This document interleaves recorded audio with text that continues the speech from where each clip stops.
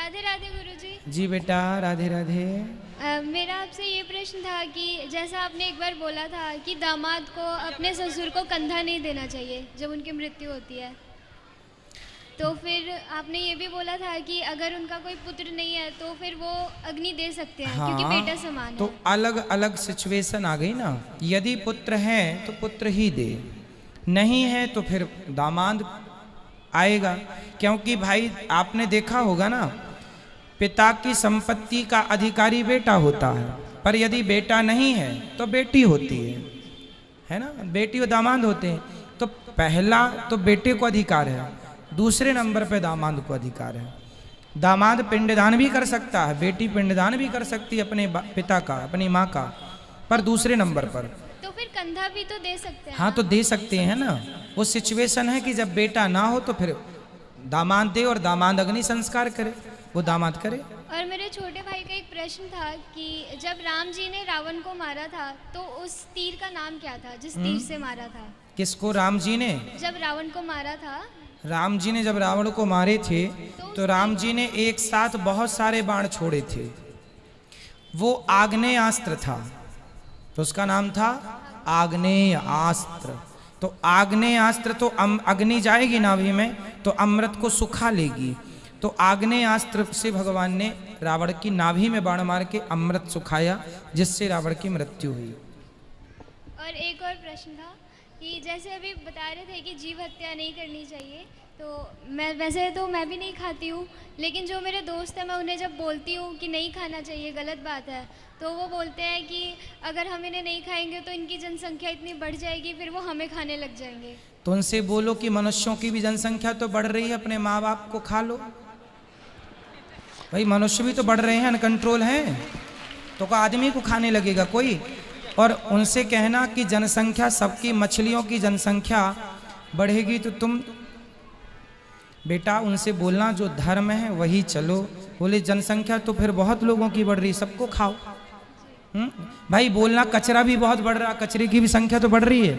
नालियों का भी तो, नाले का बहुत गंदगी बढ़ रही है, वो भी हजम करो खा खा के। फिर सभी तो बढ़ रहा है। फिर जब सबके ठेकेदार बने हो आप जनसंख्या नियंत्रण के, तो फिर सब खाओ। थोड़ा आप लोग जवाब देना सीखिए। धन्यवाद गुरुजी। खुश रहिए। राधे राधे गुरुजी। बेटा राधे राधे।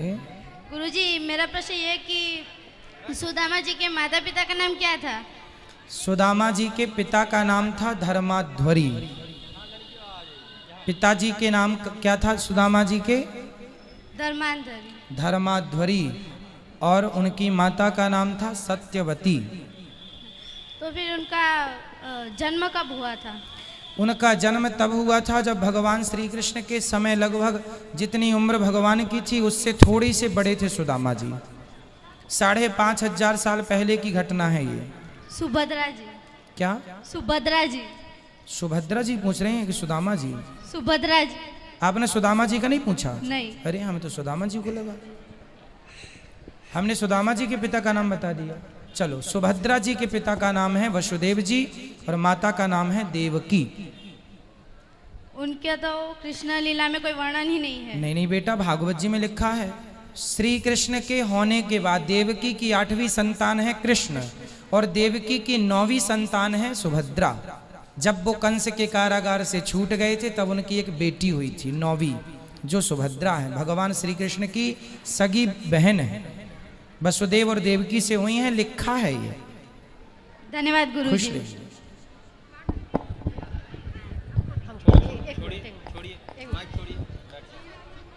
एक एक से बेटा सब खड़े ना हो, मेरी माँ मैया बैठ जाओ सब लोग।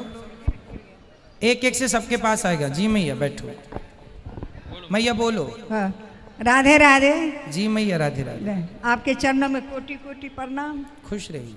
मैं बचपन में ही विधवा हो गई थी, फिर भी मैं 2 रास्ते से बहुत शांति से जीती हूँ। एक सत्संग, दूसरा दीनहीनों की सेवा, यही जीवन में मेरे है और कुछ नहीं है। तो कितनी उम्र में आपके पतिदेव चले गए? पतिदेव मेरा मुंह भी नहीं देखे, शादी हुई बहुत छोटे में। अच्छा। हाँ, पति का मुंह भी नहीं देखे। आपने अपने पति का मुंह भी नहीं देखा? नहीं देखे। 5 साल की थी तो कैसे देख। उसके बाद डेथ कर गए। हम मायके ही रह गई। अच्छा, पढ़ लिख करके अपना भाई सब पढ़ा दिए, हम पढ़ करके। तो आपकी कितनी उम्र में शादी हो गई थी? 5 साल में। और विधवा कितने साल में हो गई? 8 साल में। ससुराल नहीं गए और देखे भी नहीं। उसी दिन से हम संकल्प कर लिए कि मेरे जीवन में नहीं कुछ है, जब मुंह नहीं देखे तो हम इसी रास्ते से उतर गए, सत्संग से। धन्य हो मैया, आप जैसी स्त्रियों को ही पतिव्रता कहते हैं इस धरती पे।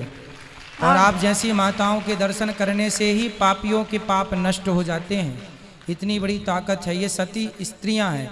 देखो, सारी जिंदगी अपने पति की विधवा रह के गुजार दिया, लेकिन जीवन में किसी प्रकार का कोई दोष नहीं है। यही ये नारियां पूरी दुनिया घूम के देख लेना, केवल भारत में मिलेंगी, दुनिया में कहीं नहीं मिलेंगी।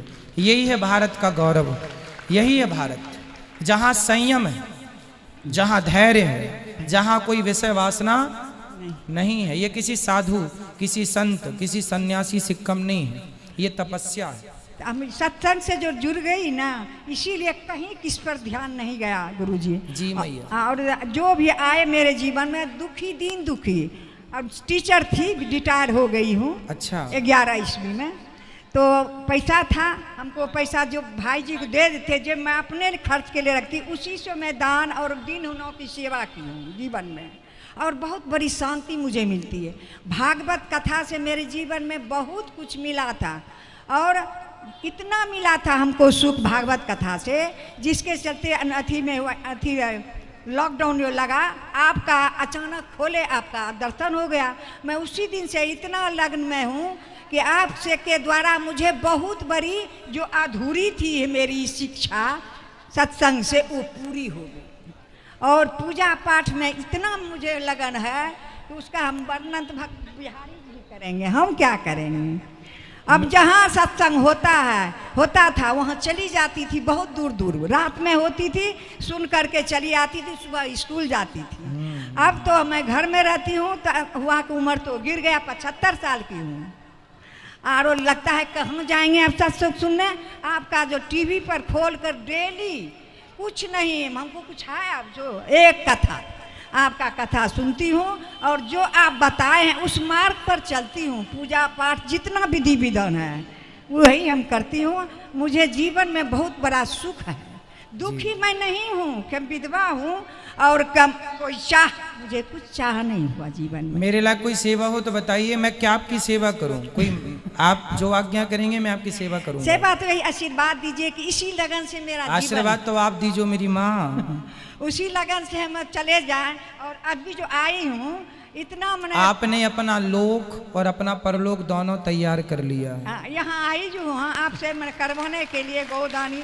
जीवित में ही कर लेंगे, मरने के बाद कौन भतीजा करेगा। ससुराल नहीं गए तो नैहर में रह करके, बच्चे भाभी मर गई तो बच्चे 3 थे, उसको पालन पोषण करके शादी ब्याह कर दिए, 2 बहू है, और वही हमारा देख रेख करती है। मरने के बाद ये जो हम किए अभी 3 जग, ये हम अपना पैसा से किए, और भाई किसी को नहीं मांगे, भौजाई तो है ये नहीं है, हमें तीनों बच्चों पूर्ण रूप से अपने आप को भगवान को सौंप दीजिएगा। बस सौंप दिए बस। आपके कथा से तो इतना मैं प्रभावित हुई हूँ, उसका वर्णन हम नहीं कर सकते हैं। और जब तक जीवन में रहूंगी तब तक आपकी कथा छोड़ूंगी नहीं। यही मेरा ध्येय है, मेरा विश्वास है, आत्मविश्वास। जी जी मैया, आप खुश रहें, सदा सुखी रहें, और आशीर्वाद दो अपने बच्चे को। आशीर्वाद देते हैं कि दीर्घायु रहे। इतना नाम आप दिए, साक्षात भगवान आप है। हम आपका कथा सुनते हैं तो लगता है आंखों से आंसू गिरते हैं। कितना रोते हैं हम आपकी कथा से, वर्णन से, गाना से, भजन से, उसका वर्णन नहीं कर सकेंगे। बहुत रोते हैं बैठ के हम। जब आपकी कथा का आता है अंश कोनो, तो लगता है जी भर के रो लेते हैं, बैठ जाते हैं। धन्यवाद खुश रहिए, खुश रहिए। बेटा धन्यवाद है कि आप मुझे आशीर्वाद दे के परलोक को चला। सुंदर, भगवान आपको सदा सुखी रखें।